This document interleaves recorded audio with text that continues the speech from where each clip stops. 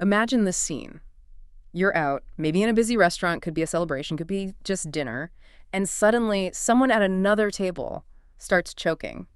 It's awful, right? Pure panic. Yeah, terrifying. But now, imagine this.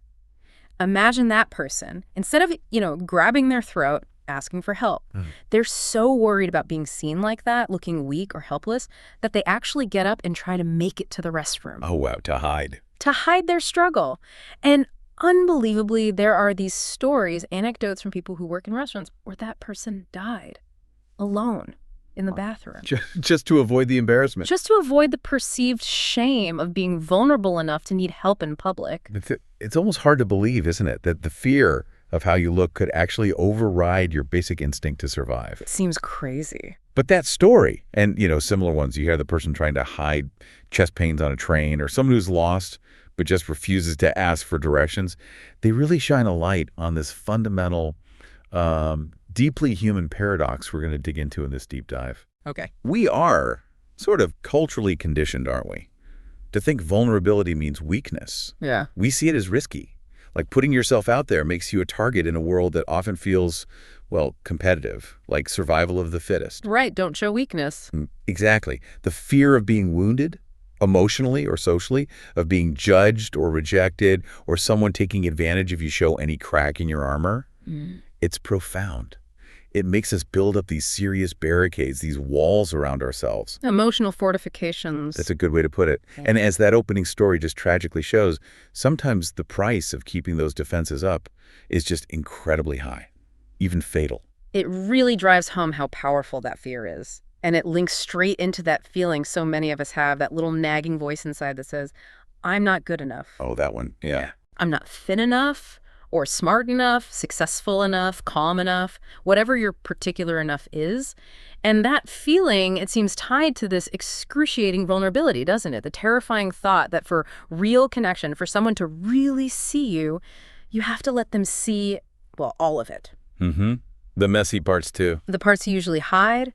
And letting yourself be seen, like really seen, feels like the absolute riskiest thing imaginable. It absolutely does feel that way. And that feeling is incredibly common. You're right. Right. But what happens if we start to question that assumption? What if that thing we see as weakness is actually a profound source of strength? That's the core question. It's exactly the mission for this deep dive. We've gathered a whole stack of source materials, research studies from psychology, neuroscience, talk to some experts on human behavior and leadership, articles looking at personal growth and how things work in offices, and we're going to unpack this whole idea of vulnerability. Our goal here is to cut through the confusion, pull out the really important insights, the surprising findings, and hopefully some practical wisdom. Think of this as like your shortcut to understanding how deliberately choosing to embrace vulnerability can lead to much deeper connections, real resilience, and honestly, a more fulfilling life in almost every area. Okay, let's really dig into that fear first, because clearly it's potent. You mentioned cultural conditioning. Where does this deep reluctance to show any vulnerability actually come from? Why is it so hardwired in us to think needing help or admitting a mistake makes us weak?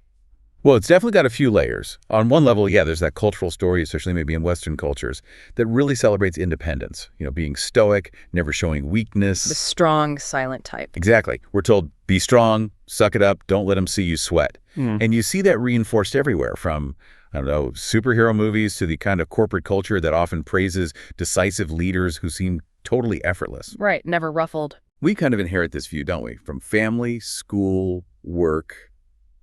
It's all around us. But you said there were other layers. Yes, there's also perhaps something more primal going on. As you said earlier, vulnerability literally means the capacity to be wounded.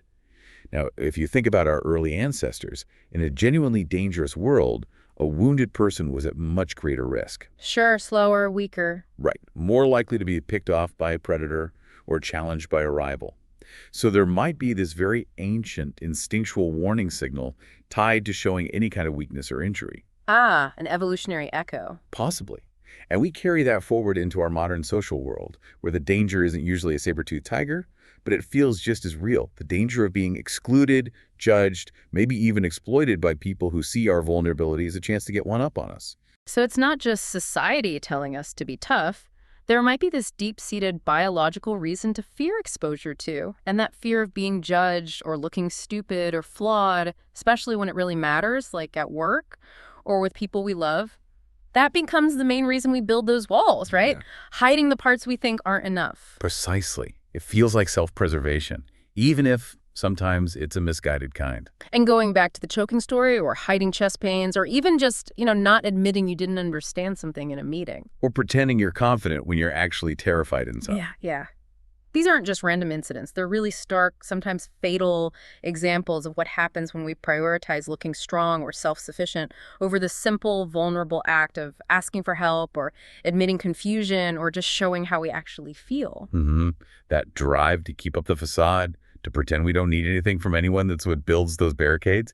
It isolates us, personally and professionally. It's like we're burning all this energy just maintaining this perfect, bulletproof exterior. And the sources we looked at really argued that this constant defense, this armor, isn't where true strength is found at all. Not at all. They challenge that conventional wisdom directly. The research suggests that the most resilient people, the most deeply connected people, even the most effective teams and leaders, aren't the ones who build the highest walls. Who are they then? They're the ones who understand that real strength comes from allowing yourself to be seen, authentically. The strength isn't in avoiding vulnerability, it's in the willingness to actually face it and engage with it. Okay, and this brings us to really understanding words like courage, compassion, and connection differently, right? There's research on people who live what are called wholehearted lives, lives with a strong sense of love and belonging. What do they have in common? Yes, this is fascinating stuff. These people, the ones with that strong sense of worthiness, love, and belonging, they didn't shy away from the hard stuff. They leaned in.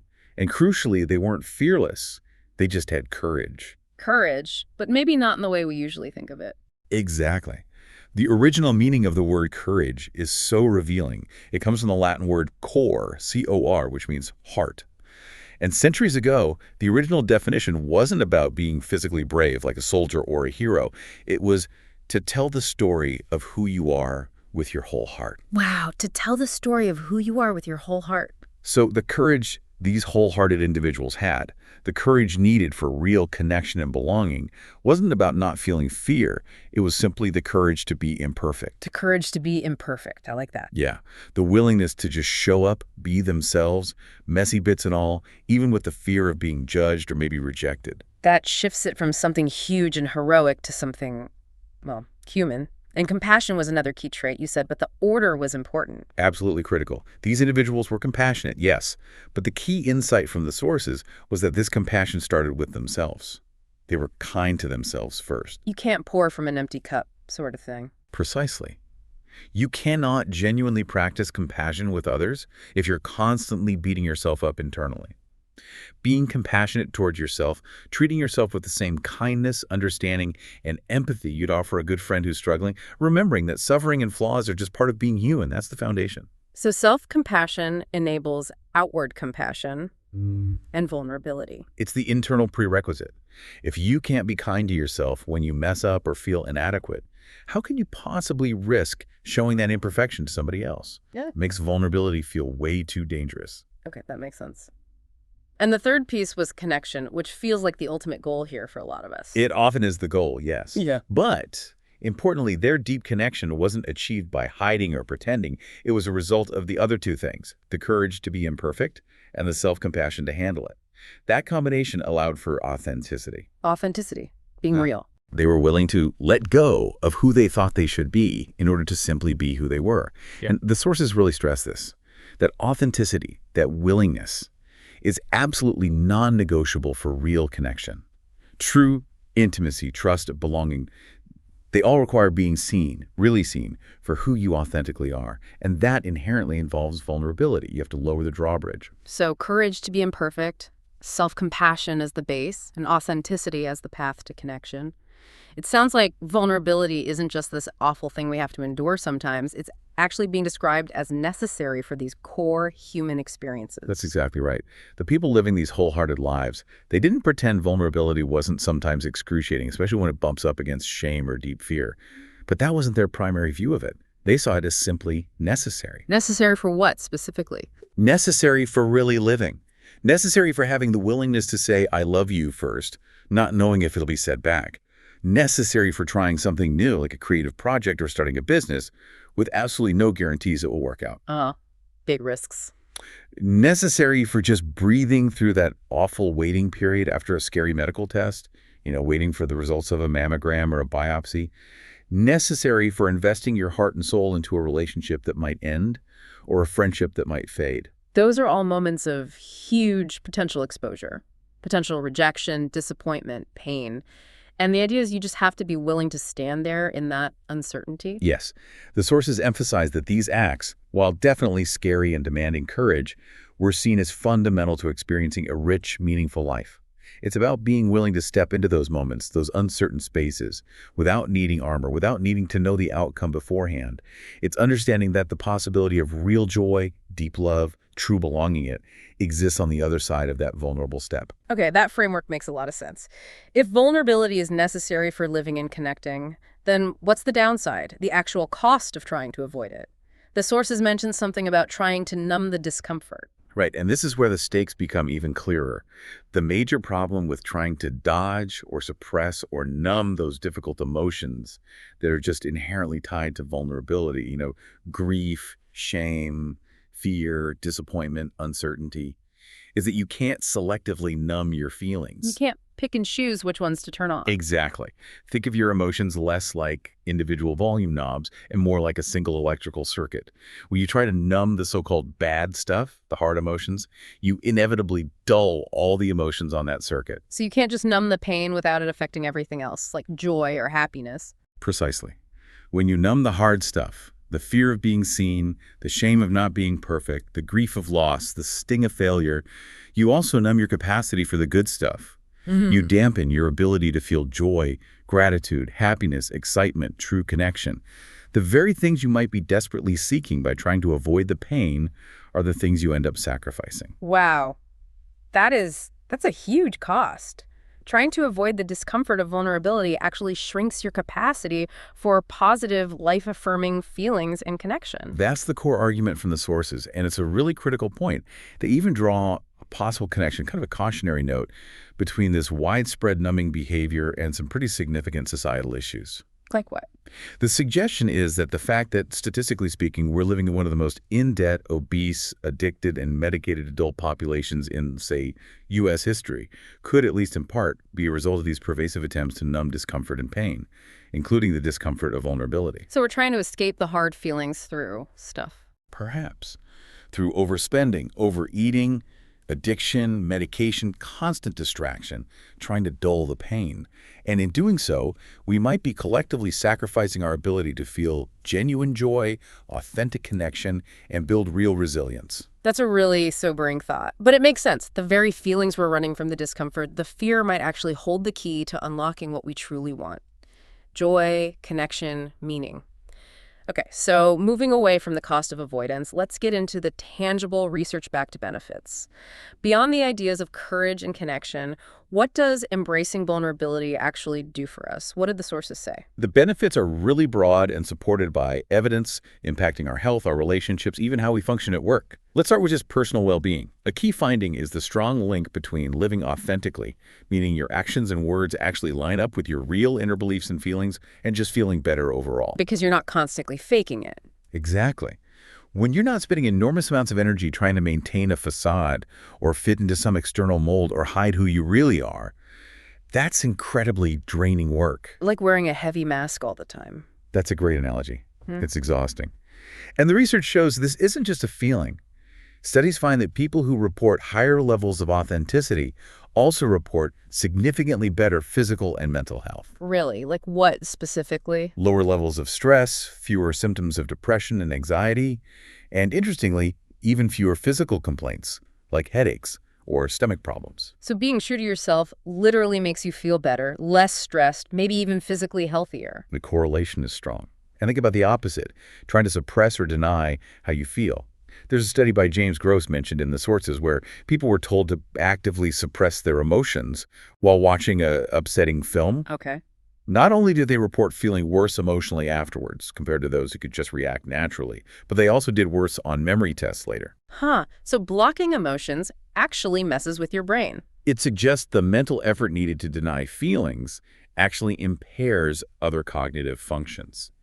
Just acknowledging and processing your emotions, which is a kind of internal vulnerability, seems vital for both psychological and cognitive health. This really makes that phrase, revealing is healing, hit differently. It's a powerful idea, and there's good science behind it. The constant effort of inhibiting yourself, maintaining those emotional defenses, it's not harmless. It acts like a form of chronic stress that can weaken physical systems over time, your immune system, cardiovascular system, nervous system, potentially making you more susceptible to illness. Whereas letting it out is good for you. Conversely, the act of revealing your deep thoughts and feelings, especially about difficult or traumatic stuff, can be incredibly cathartic and healing, both mentally and physically. And the Pennebaker writing studies are the classic proof of this, right? They're the landmark studies, yes. James Pennebaker's work on expressive writing showed amazing, tangible health benefits. In his study, students who wrote about their deepest thoughts and feelings about something traumatic or upsetting just for 15-20 minutes a day for a few days showed a huge drop, like 50%, in visits to the campus health center in the following months. Compared to students writing about, what, laundry lists? Compared to students writing about superficial, unemotional topics, exactly. It's a clear, measurable link between the vulnerable act of revealing our inner world, especially the hard parts, and improved physical health. A powerful demonstration of healing through expression. That's incredible. A 50% drop in doctor visits just from writing about feelings. Yeah. Okay, so physical health benefits. What about relationships? This feels like the most obvious place vulnerability would matter. It is, and it's probably where we feel the benefits most directly. Oh. Openness, honesty, the willingness to be vulnerable, they are absolutely essential for building and sustaining truly deep, intimate, trusting relationships. It's how you get close to someone. It is. Sharing your real thoughts, your feelings, your struggles, fears, hopes, including the parts you're not proud of, that's how you build closeness. It allows for empathy. It creates a mutual understanding that goes way beyond just surface-level chat. And it kind of creates a positive loop, right? If you open up, it often makes the other person feel safer to do the same. Precisely. It models the behavior and gives the other person permission. This back-and-forth sharing creates a supportive space where you often find out you're not alone in whatever you're going through. Someone else has felt that exact same way. That shared feeling is powerful. Incredibly powerful. It builds an immediate bridge. The sources even point out that this reciprocal self-disclosure, even when you first meet someone, tends to increase liking. People generally feel more positive towards someone who shares appropriately and vice versa. It kind of flies in the face of the fear that opening up will make people push you away. And that story about the father and son you mentioned earlier, that really captured the depth of this. It's such a moving example. This father, right after major heart surgery, a moment of intense physical vulnerability, uses that moment to break decades of emotional silence. Crying in front of his child for the first time. Yes, crying openly and confessing this 20-year-long suppressed desire to simply hold his child, an incredibly vulnerable act. But the response, the hug, the shared tears, and the father saying, "This is the medicine I've needed," it just perfectly illustrates how expressing those deep needs and feelings, even when they're raw or painful, can unlock profound healing and forge a connection that keeping your guard up could never achieve. And it's not always huge confessions either. The sources mention how even simple words like please and thank you are acts of vulnerability. How so? Well, saying please admits you need or want help, you can't do it alone. Saying thank you acknowledges that someone met your need, that you were momentarily dependent on their kindness. Both admit a level of need and reliance, which build connection rather than asserting total independence.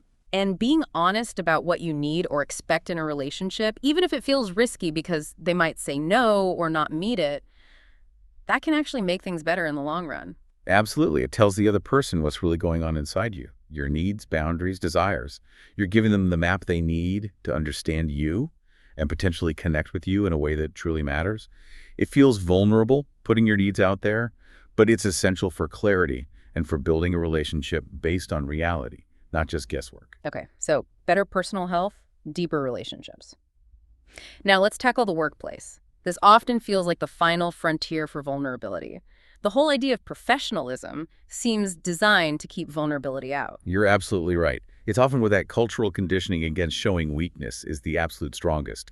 That conventional definition of professional often implies you shouldn't show fear or uncertainty or even too much excitement. You definitely shouldn't admit you're helpless or don't know something. Right. The expectation is cool competence. Always have the answer. Exactly. But the sources make a really strong case that bringing vulnerability into the workplace isn't just nice. It's actually essential for building healthy, innovative, and truly effective teams and organizations today. How does that work? How does vulnerability actually make a team better? Fundamentally, it builds trust and psychological safety.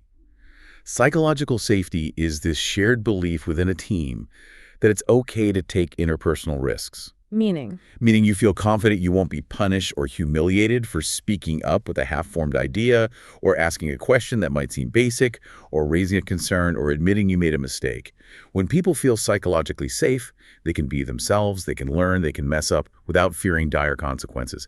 And that is the absolute bedrock for learning, growth, and real collaboration. So if a leader says, I don't know the answer, or oops, I messed that up, that doesn't make them look weak in this view. It builds trust. Precisely. When a leader is willing to say, you know what, I'm not sure what to do here, or I made a mistake on that project and here's what I learned, it doesn't scream incompetence. It actually makes them seem more human, more relatable, much more approachable. It shows humility. It shows humility, and it invites collaboration. When the leader says, I don't know, it creates space for others to step up and say, okay, well, maybe we can figure it out together. Leaders who share struggles, admit they don't have all the answers, or own up to mistakes, they don't just build rapport. They actively cultivate a culture of authenticity, shared responsibility, and trust across the whole team. That must be incredibly powerful for how a team functions, normalizing imperfection and tackling problems together. It really is. This increased trust and safety directly encourages people to step out of their comfort zones. They feel safer, suggesting new, maybe unconventional ideas. They're more willing to give and receive honest feedback without fearing it'll wreck relationships or careers. They feel okay admitting they need help or they've hit a wall. And that leads to Significantly higher employee engagement, much better communication, smoother collaboration, and ultimately better performance and results. Plus, psychological safety is absolutely crucial for making things like diversity, equity, and inclusion initiatives actually work. When people feel safe bringing their whole selves, including different perspectives or challenging experiences, that directly aligns with DEI goals. You mentioned innovation, too. How does vulnerability link to that? Well, think about it. Innovation rarely blossoms in places where everyone's scared to speak up or fail.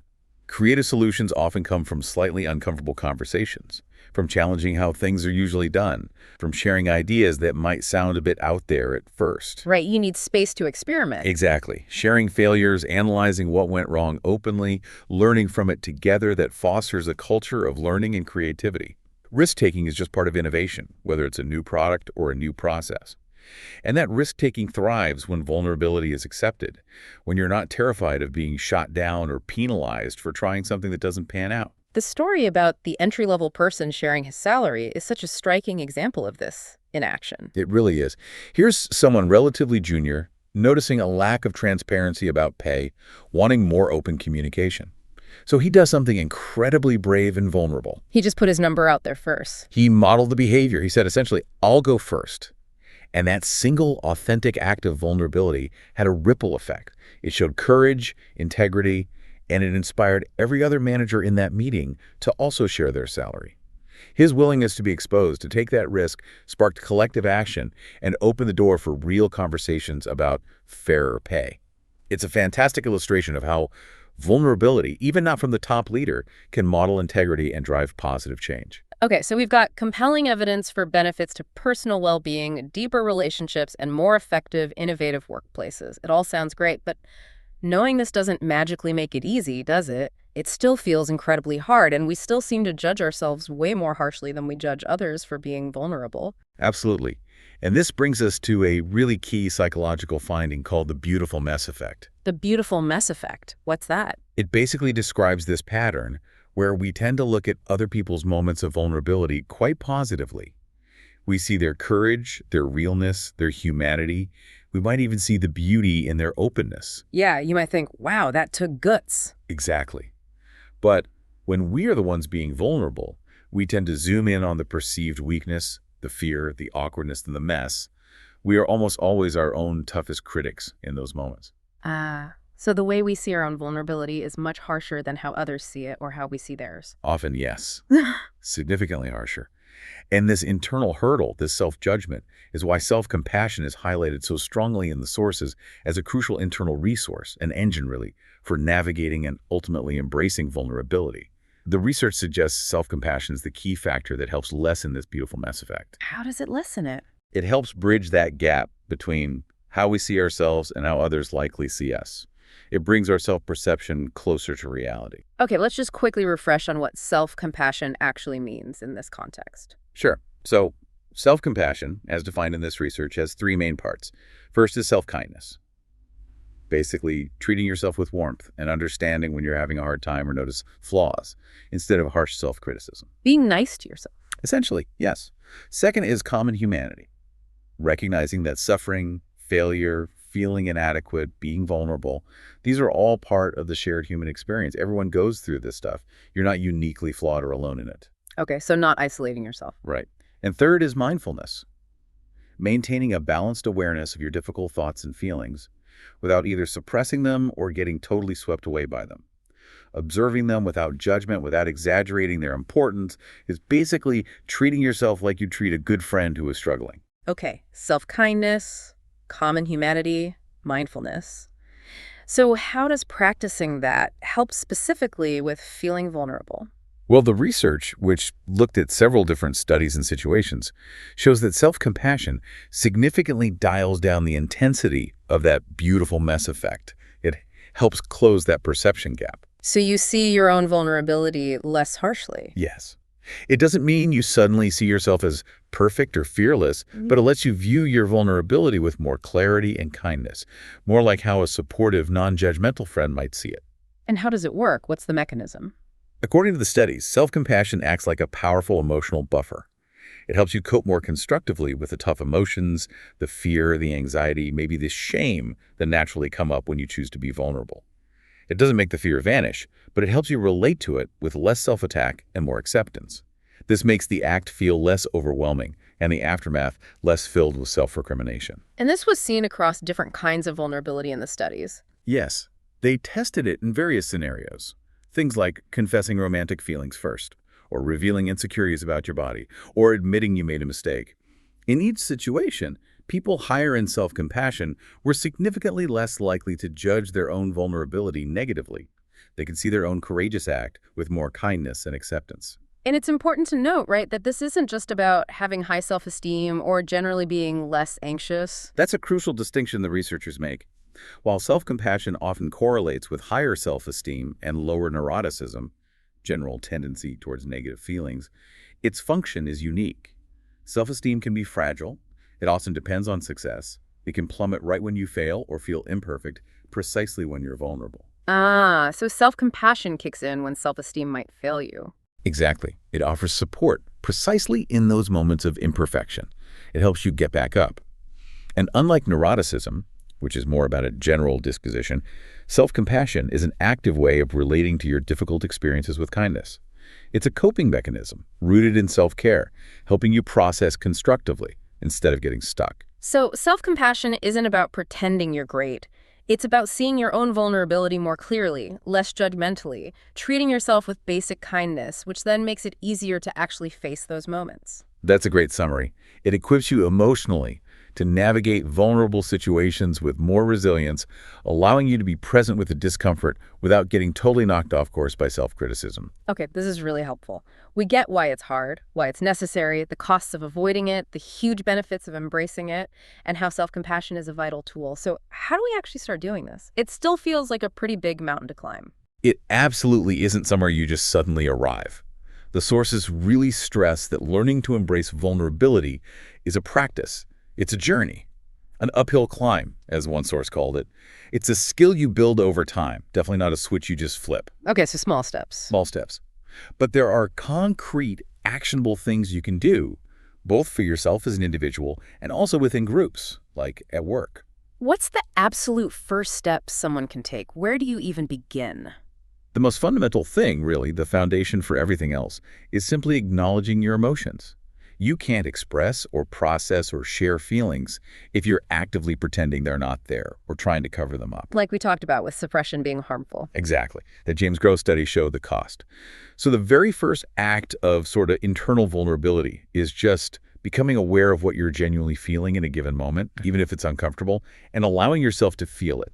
Just noticing and naming it, okay, I'm feeling anxious right now, or I'm feeling disappointed, that's a critical start. Okay, so notice and name the feeling. Don't stuff it down.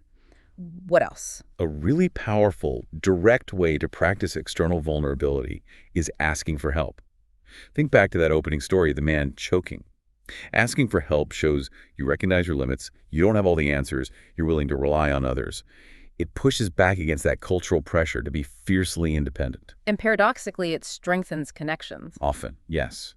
It fosters connection and gives others the chance to feel helpful and needed, which most people actually like. And practicing self-compassion has to be woven through all of this.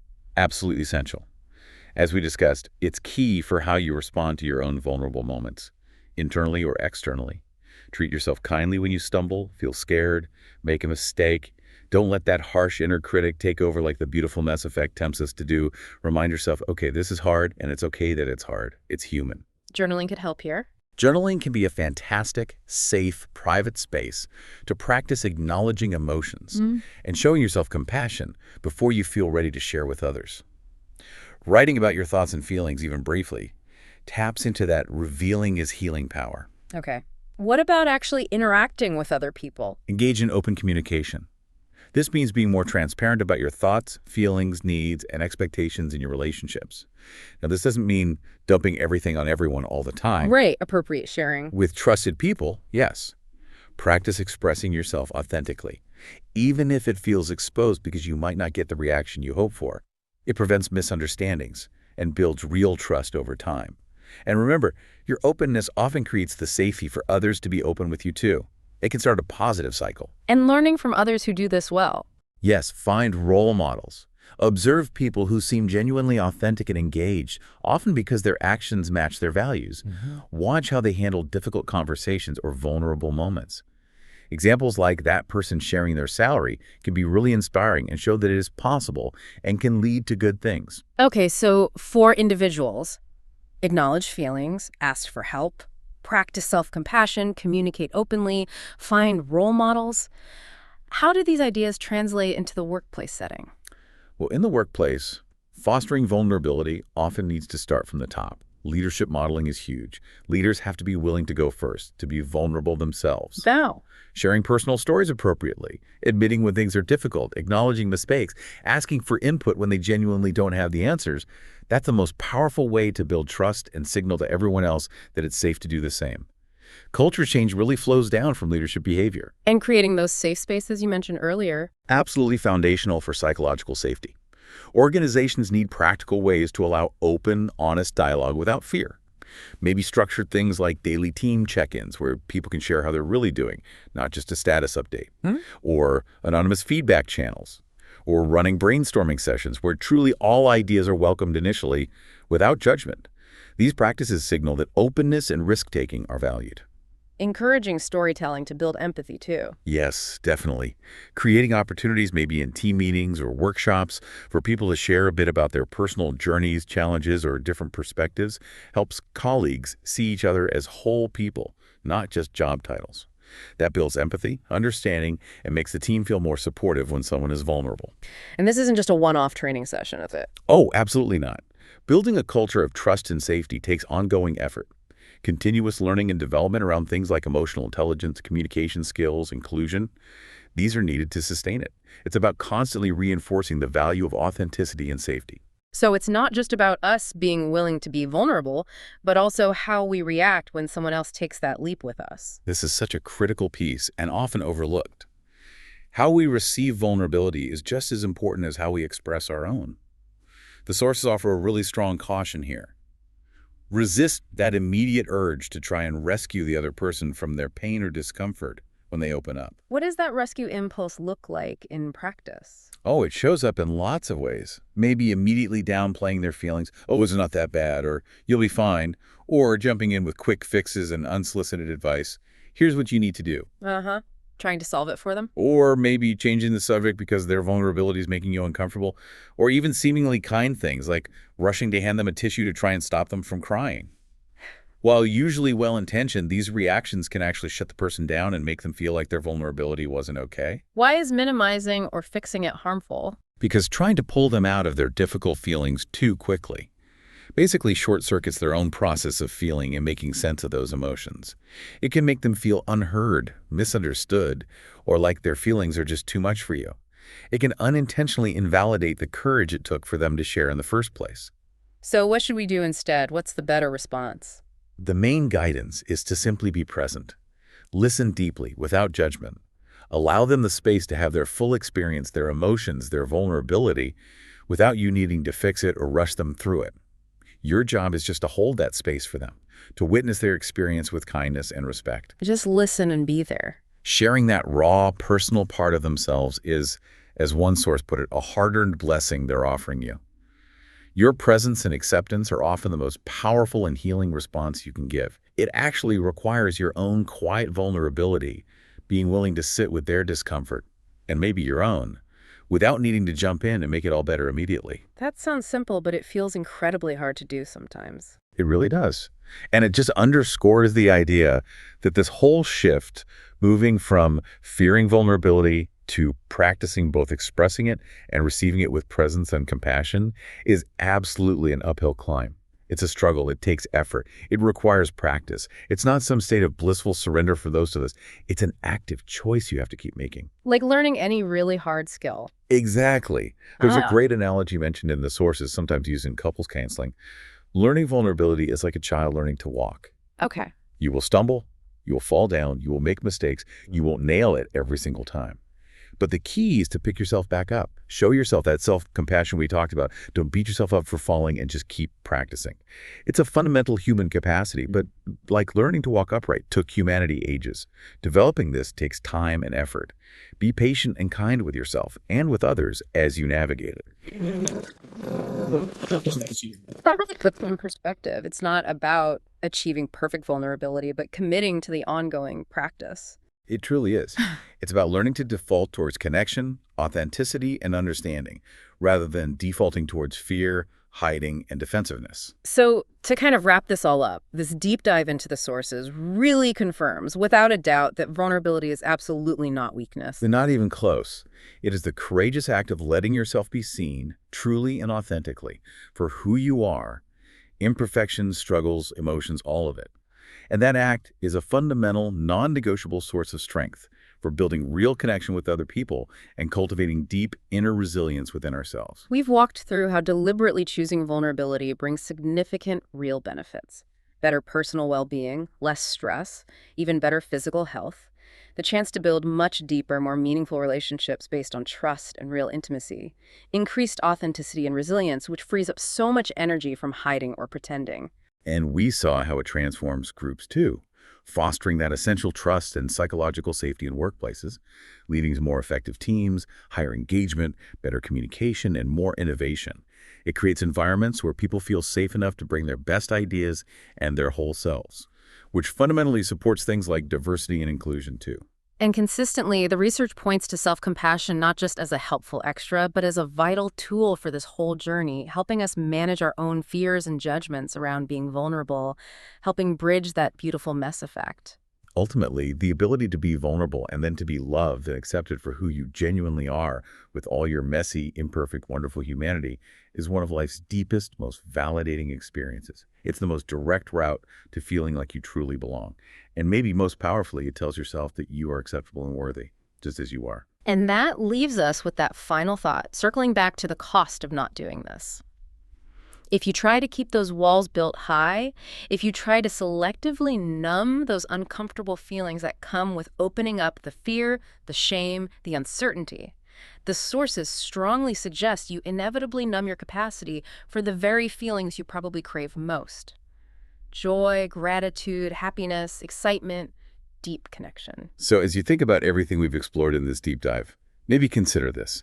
If numbing the hard stuff also means numbing the good stuff, What vibrant experiences, what genuine connections, what opportunities for growth, healing, and maybe even innovation might you be missing out on by keeping those defenses up so high? Maybe just consider one small step you could take today. Maybe just acknowledging an emotion without judging it, asking for help with something small, or practicing a moment of self-compassion when you notice an imperfection, just one small step, to show up a little more fully, a little more authentically, a little more vulnerably in your own life. It might just be the medicine you need. This has been The Deep Dive.